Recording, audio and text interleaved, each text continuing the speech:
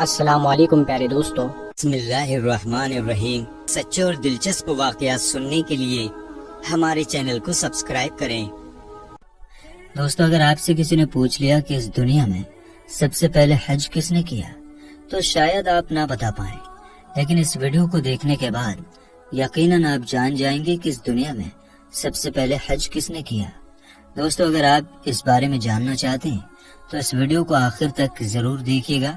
سعودی عرب کے مکہ شہر میں کعبہ شریف کی تعمیر تو آدم علیہ السلام کے دور میں ہی ہو چکی ہے۔ روایتوں میں آتا ہے کہ جب اللہ نے آدم علیہ السلام کو جنت سے نکال کر اس زمین میں بھیجا تو آدم علیہ السلام نے اللہ کے حکم سے پہاڑوں سے پتھر لا کر خانہ کعبہ کی تعمیر کی، لیکن اس کے ہزاروں سال بعد جب حضرت نوح علیہ السلام کے زمانے میں جو بھینکر طوفان آیا، اس طوفان میں کعبہ شریف کا ڈھانچہ بھی ڈھہ گیا تھا، مگر اس طوفان میں بھی خانہ کعبہ کی بنیاد باقی رہی۔ دوستو، اس کے بعد یعنی آج سے تقریباً 4000 سال پہلے مکہ شریف میں کوئی بھی نہیں رہتا تھا۔ پھر حضرت ابراہیم علیہ السلام اللہ تعالیٰ کے حکم سے اپنی بیوی حضرت ہاجرہ اور بیٹے حضرت اسماعیل علیہ السلام کو لے کر روانہ ہو گئے اور اس مقام پر پہنچے جہاں اب مکہ واقع ہے۔ یہاں نہ کوئی عمارت تھی اور نہ پانی تھا اور نہ یہاں کوئی رہتا تھا۔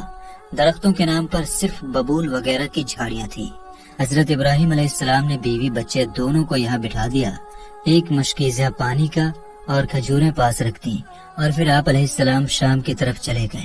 حضرت ابراہیم علیہ السلام دوسری بار مکہ آئے تو قیام نہ کیا، لیکن جب تیسری بار تشریف لائے تو حضرت اسماعیل علیہ السلام سے فرمایا کہ بیٹا، اللہ تعالیٰ نے مجھے ایک حکم دیا ہے۔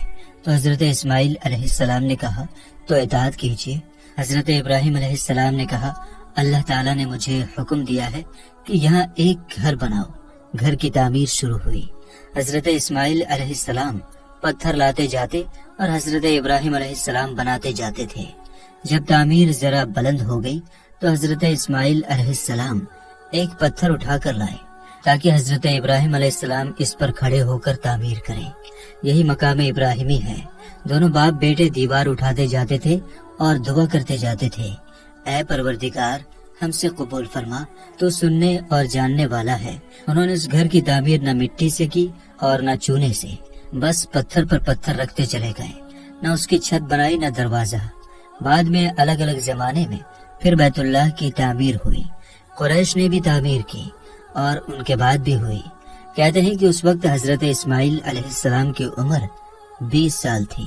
حضرت ابراہیم علیہ السلام نے بیت اللہ کے پہلو میں حجر کو حضرت اسماعیل علیہ السلام کی بکریوں کا باڑا بنا دیا تھا اور اس پر پہلو کی چھت ڈال دی تھی۔ پہلے بیت اللہ کی جگہ ایک سرخ ٹیلا تھا، اکثر سیلاب ادھر ادھر سے اسے کاٹتا رہتا تھا۔ جب حضرت ابراہیم علیہ السلام تعمیر کعبہ سے فارغ ہوئے تو حضرت اسماعیل علیہ السلام سے ایک ایسا پتھر لانے کو کہا جو طواف کی شروعات کے لیے نشانی کے طور پر استعمال ہو سکے۔ یہ پتھر حضرت جبریل علیہ السلام ابو قبیس کی پہاڑی سے لائے۔ حضرت ابراہیم علیہ السلام نے اسے اس مقام پر رکھ دیا جہاں وہ اب قائم ہے۔ روایت ہے کہ یہ بہت روشن تھا۔ حضرت جبریل علیہ السلام نے انہیں تمام مقامات دکھائے۔ اور دوستو، حضرت ابراہیم علیہ السلام کو جب اللہ کی طرف سے لوگوں کو حج کرنے کی دعوت دینے کا حکم ملا تو حضرت ابراہیم علیہ السلام نے اللہ سے یہ سوال کیا کہ اے میرے خدا، یہاں پر کون لوگ ہیں جو میری آواز کو سنیں گے؟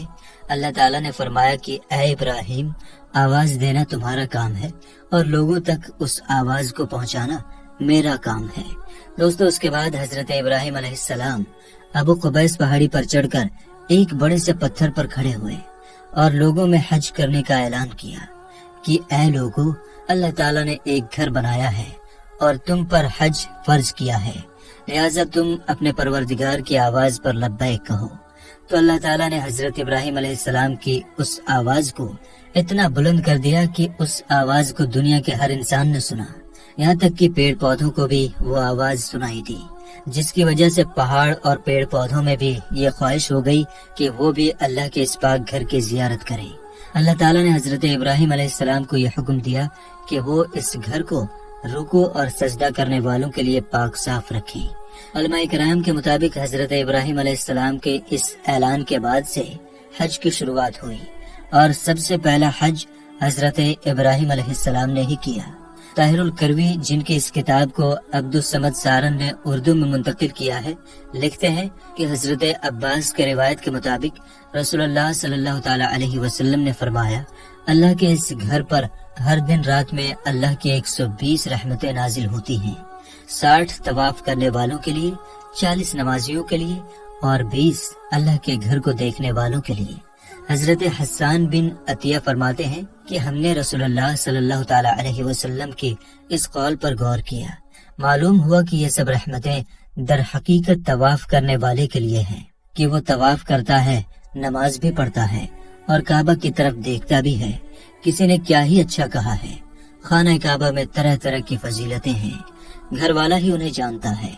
جو کوئی یہاں اپنی خطاؤں سے ڈر کر آیا، اللہ اس کی حفاظت کرتا ہے۔ طاہر الکروی لکھتے ہیں، خانہ کعبہ 11 بار تعمیر ہوا ہے۔ حضرت آدم علیہ السلام نے بنایا، حضرت شیش علیہ السلام نے تعمیر کیا، حضرت ابراہیم علیہ السلام نے تعمیر کیا، عمالقہ نے بنایا، جرہم نے تعمیر کیا، کسی نے تعمیر کیا، قریش نے بنایا، عبداللہ بن زبیر رضی اللہ تعالی عنہ نے تعمیر کیا، حجاج بن یوسف نے بنایا، پھر سلطان مراد نے بنایا جو آل عثمان میں سے تھا۔ قریش کی جانب سے تعمیر نو رسول اللہ صلی اللہ تعالی علیہ وسلم کے زمانے میں ہوئی تھی۔ قریش کے تعمیر کے لیے جو حلال مال جمع کیا تھا وہ کافی نہیں تھا، اس لیے حجر کی طرف 6 ہاتھ ایک بالشت جگہ کم کر دی گئی تھی۔ حجر کے پیچھے ایک چھوٹی سی گول دیوار بنا دی تھی تاکہ لوگ اس کے باہر طواف کریں۔ کعبہ کے اندر انہوں نے 2 صفوں میں 6 ستون رکھے تھے جس پر چھت تھی۔ اس سے پہلے کعبہ پر چھت نہیں تھی، دروازہ ایک رکھا تھا، چھت کی بلندی 18 ہاتھ تھی۔ حضرت عبداللہ بن زبیر رضی اللہ تعالی عنہ کی تعمیر بیت اللہ کے بارے میں طاہر الکروی بتاتے ہیں، انہوں نے 3 دن تک استخرہ کرنے کے بعد کعبہ کو بالکل زمین کے برابر کر دیا اور حضرت ابراہیم علیہ السلام کی بنیاد کو بھی کھدوایا تو دیکھا کہ وہ 6 ہاتھ اور ایک بالشت حجر اسماعیل میں داخل ہیں، لہٰذا آپ نے انہی بنیادوں پر تعمیر کی۔ ایسا انہوں نے حضرت عائشہ رضی اللہ تعالی عنہ کی ایک حدیث کی بنا پر کیا۔ حضرت زبیر رضی اللہ تعالی عنہ نے کعبہ کی بلندی 27 ہاتھ رکھی تاکہ عرش کے مناسب ہو جائے، ایک دروازہ داخلے کے لیے اور ایک باہر جانے کے لیے بنایا۔ دونوں دروازے سطح زمین کے برابر تھے، ہر دروازے کی لمبائی 11 تھی اور 2 پٹ تھے۔ آپ نے کعبہ کے 4 ستون بنائے۔ آپ کے زمانے میں یہ 4 ستون چومے جاتے تھے۔ آپ نے رکن شامی کی جانب ایک زینہ اوپر جانے کے لیے بنایا تھا اور اسے سونے سے مزین کیا تھا۔ چھت پر پرنالا رکھا تھا جو حجر میں گرتا تھا۔ جس دن کعبہ شریف کی تعمیر مکمل ہوئی وہ دن عجیب تھا۔